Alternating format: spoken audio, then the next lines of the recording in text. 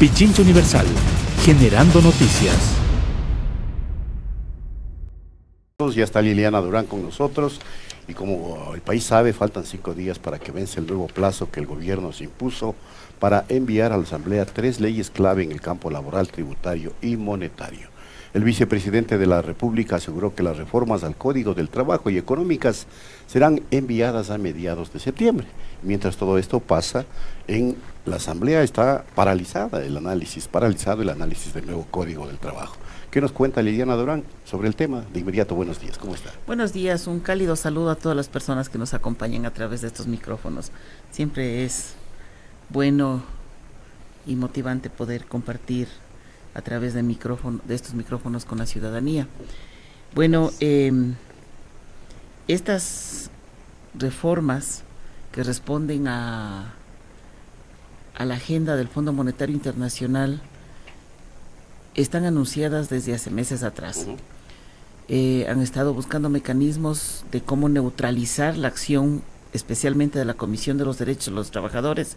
Ustedes saben que presidí la comisión en el primer periodo y estuvieron esperando al cambio de la administración de la Asamblea Nacional con la finalidad de poder poner las personas de acuerdo a sus intereses para que presidan esa comisión. Esa comisión ahora está paralizada. Está paralizada, por lo tanto, no está funcionando. Eso significa que todas los temas que vengan a debatirse en torno a los derechos de los trabajadores, por ejemplo, que dejamos varios temas pendientes. Quedó iniciado el debate del Código Orgánico Integral del Trabajo, pero obviamente con una comisión neutralizada va a suceder lo que están buscando que suceda precisamente. Seguramente a otra comisión, posiblemente a la de Desarrollo Económico, irán las reformas laborales, es decir, ahí tienen mayoría, tienen armadas sus nuevas mayorías y van a pasar varios temas que van a afectar directamente a los derechos de los trabajadores. Yo quiero mencionar, hay un proyecto de ley de emprendimiento e innovación que lo han llamado, ¿no es cierto?, con la finalidad y que lo plantearon ya para el primer debate en la Asamblea hasta la semana anterior. Y ahí evidentemente parece que fuera una panacea, una cosa muy interesante lo que se va a suceder, pero en verdad hay algunas alertas que yo quiero dejarlas planteadas. Pretenden imponernos una serie de reformas laborales a través de ese proyecto de ley. Como es el caso del contrato por emprendimiento, que es aplicable a nuevas empresas o inversiones. Esto podría durar hasta 3 años, dice, ¿no es cierto? Esa es una modalidad de contratación que precariza directamente al trabajador y a la trabajadora, porque puede ser despedido en cualquier momento. Como se extiende, digamos, la prueba, se pierde la estabilidad, los trabajadores y trabajadoras se ingresan a un trabajo, con supuestamente un trabajo para un emprendimiento, para una innovación empresarial, en una dinámica económica innovadora, digamos, pero evidentemente el objetivo de estas reformas es ver cómo se precariza laboralmente, se disminuyen los derechos de los trabajadores. Tenemos el contrato de trabajo, no tenemos ya el contrato de trabajo a plazo fijo, ahora están ampliando a una modalidad de trabajo a 3 años, ¿no es cierto?, sabiendo de que automáticamente el trabajador a los 3 años pierde estabilidad.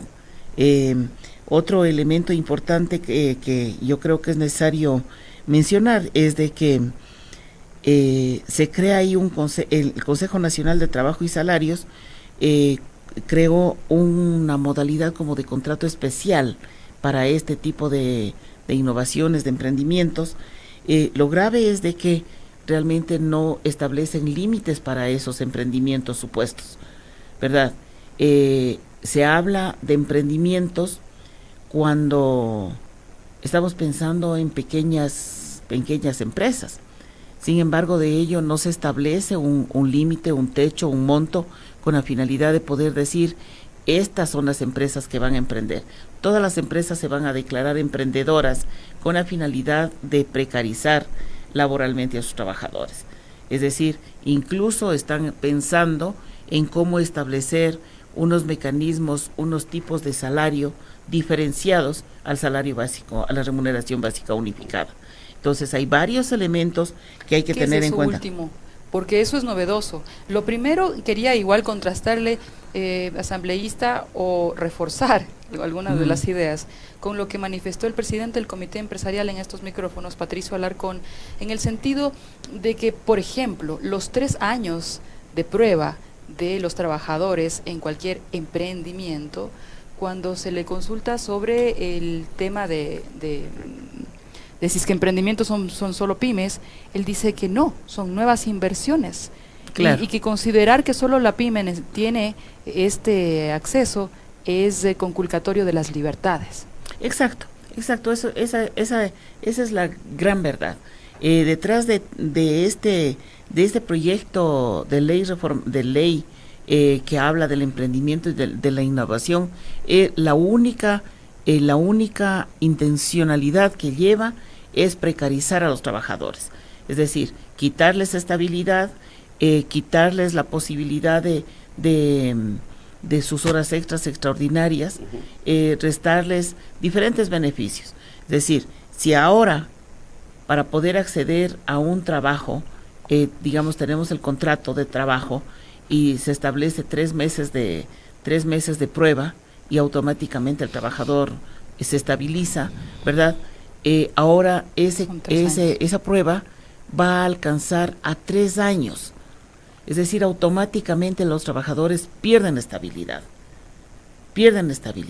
Y tengamos mucho cuidado, porque esas líneas finas con las que están trabajando este proyecto de ley precisamente están induciendo a ese tipo de situaciones. Ahora, lo que usted nos puso de alerta, esto de buscar bypass para el salario básico, sueldo diferenciado. Sí, ¿Dónde está eso?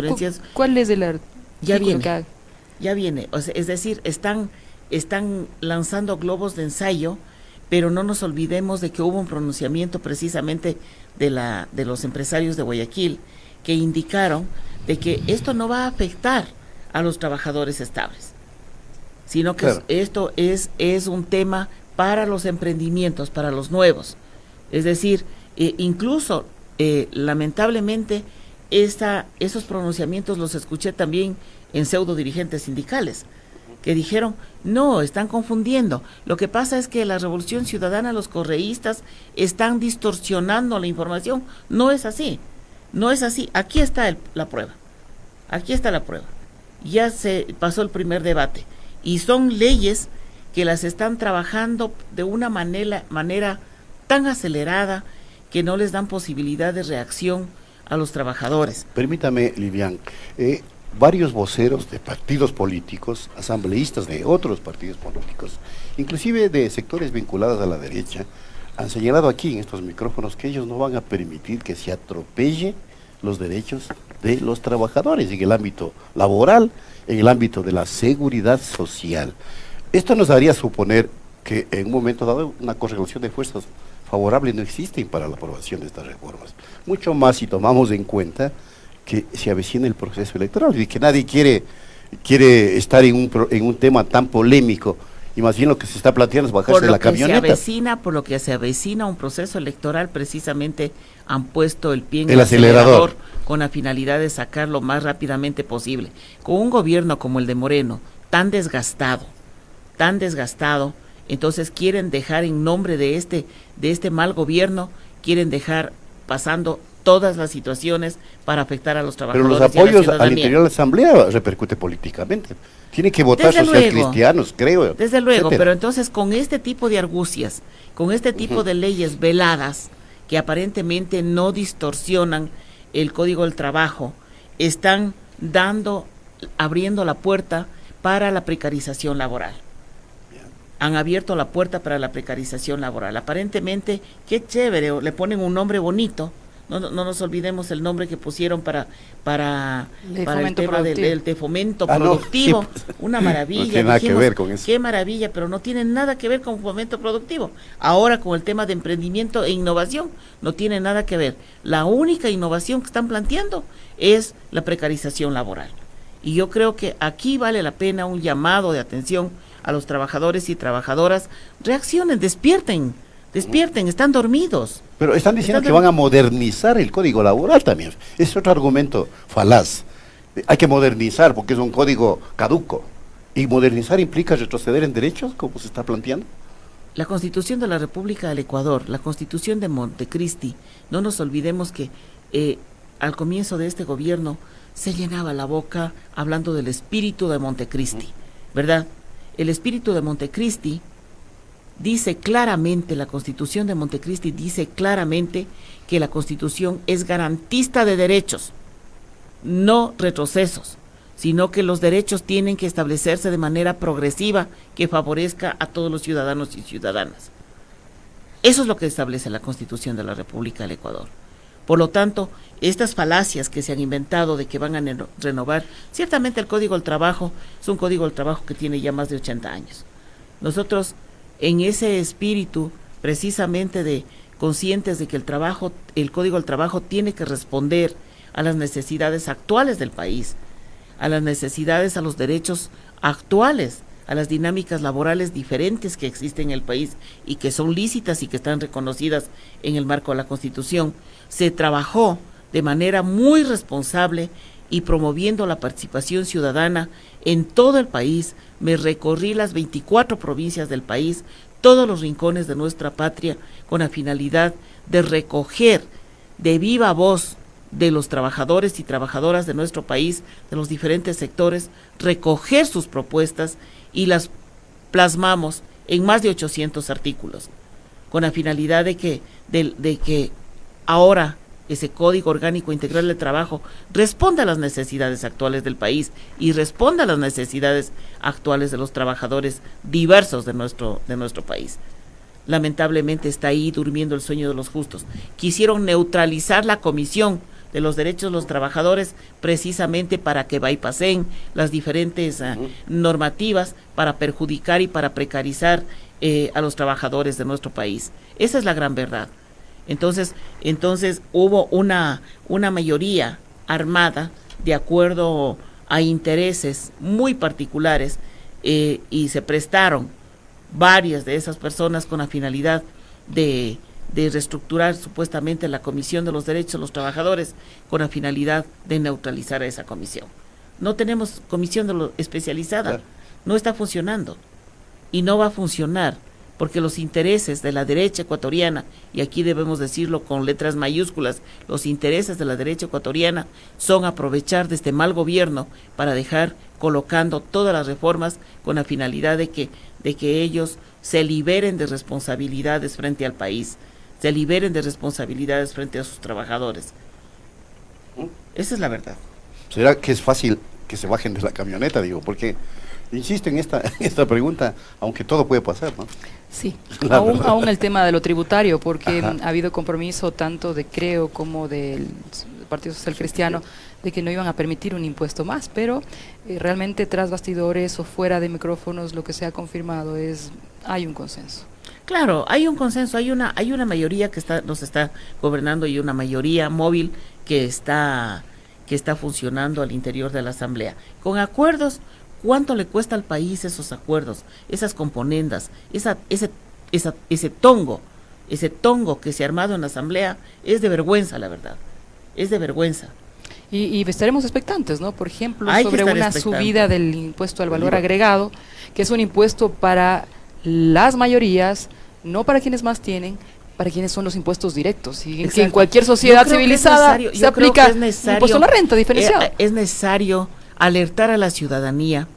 Han establecido una estrategia para confundir a la ciudadanía y para neutralizarla en el siguiente sentido. Lanzan un mensaje con el tema de que a todos los trabajadores les quitan estabilidad, ¿verdad? Y que se amplía el término de prueba a los tres años. Entonces luego, ahí aparece un empresario bonachón que dice no, de ninguna manera, no va a ser 3 años, pero yo creo que es necesario bonito poner, no, 1 año y medio. 6 meses. 6 meses. Pongámosle 6 meses. Entonces los trabajadores se quedan paralizados y dicen, uy, qué alivio, ya no son 3 años, solamente son 6 meses. Pero nos están duplicando el término de prueba. Nos lanzaron el tema de la ampliación de la jornada laboral a 12 horas diarias. Todo el mundo dijo, qué barbaridad. Y luego dijeron, no, pero sí vamos a necesitar ampliar a 48 horas semanales. Nos están ampliando la jornada laboral. Yo creo que ya es hora de que los trabajadores y trabajadoras que son responsables consigo mismos, con sus familias, deben despertar, reaccionen. Yo creo que les pusieron una fuerte dosis de anestesia, que se han quedado paralizados, o será que tanto compromiso tienen con este gobierno que no reclaman ninguno de los derechos. Bueno, es a nivel dirigencial, porque las bases dirigencial, se supone que están claras. Entonces es necesario de que despierte la ciudadanía, de que despierten los trabajadores, porque a la vuelta de la esquina se vienen las reformas que responden a la agenda, a la receta del Fondo Monetario Internacional, y definitivamente van a aniquilar los derechos de los trabajadores y trabajadoras de nuestro país. Yo quisiera mencionar que el Código Orgánico Integral del Trabajo está tan bien elaborado que amplía derechos, incluso derechos a organización sindical. Yo creo que es necesario presionar desde la ciudadanía a que se ponga la comisión a trabajar y que trabaje en torno al proyecto que ya inició su debate en el seno de la comisión y que tiene que ser tratado. No podemos permitir que duerma el sueño de los justos, siendo que la situación de los trabajadores y trabajadoras cada vez es más adverso. Muy bien. Muchísimas gracias. La asambleísta Lilian Durán ha estado con nosotros en Punto Noticias y continuaremos haciendo el seguimiento respectivo al debate y sobre todo a la aprobación que se venga en los próximos días. Yo aspiraba a que me pregunten de la marcha, de la indignación. Cuéntenos. Espero que me regalen unos minutos. Claro. Yo sí, y la verdad es que el día 6, 7 y 8 hubo una gran marcha, la marcha de la indignación por justicia y libertad para Jorge Glass, nuestro vicepresidente constitucional de la República. Caminamos desde Sangolquí, desde el monumento a Rumiñahui, caminamos recorriendo los diferentes lugares hasta llegar el domingo a la cárcel de Cotopaxi, al Centro de Rehabilitación Social de Cotopaxi, con la finalidad de denunciar a la ciudadanía y al mundo de que Jorge Glass es un preso político de este gobierno nefasto. Y yo creo que es necesario tener en cuenta estos elementos porque esta movilización ha despertado en la ciudadanía la esperanza para poder reaccionar. Yo creo que es un tema bien importante que hay que mencionarlo. Decirles que estamos de pie y estamos dando la cara y vamos a seguir de frente para poder defender al país, para poder caminar hacia la recuperación de nuestra patria y sobre todo evidenciar a nivel del país y del mundo de que existe persecución política por pensar diferente. Jorge Glass es un preso político. Mañana hay la audiencia en casación. Esperamos la libertad de Jorge Glass. La gente está cansada de ver tanto atropello a los derechos humanos de las personas. En el caso de Jorge Glass, mañana es la audiencia de casación y nosotros aspiramos a que se revise la situación de atropello en todo el proceso judicial de Jorge Glass. Por un lado, Jorge Glass está siendo amenazado de muerte en el centro de rehabilitación de Cotopaxi. Su vida corre peligro. ¿Y él es torturado permanentemente. Pero se han presentado las alertas. Se han presentado las alertas. ¿Ante quiénes y quiénes no han respondido? Entre las diferentes autoridades, empezando con el presidente de la República, a la Judicatura, al Ministerio del Interior, es decir, todo el mundo desentendido, pero Jorge Glass está viviendo el castigo de este gobierno por pensar diferente. Él en agosto del 2017 denunció lo que se estaba armando y la traición, denunció la traición de este gobierno al proyecto político, a la ciudadanía, y precisamente a consecuencia de esa denuncia, Jorge Glass fue detenido. No se olviden que Jorge Glass se entregó a la justicia, porque él confió en la justicia. No hay ninguna prueba que evidencie de que Jorge Glass tenga algún tipo de responsabilidad.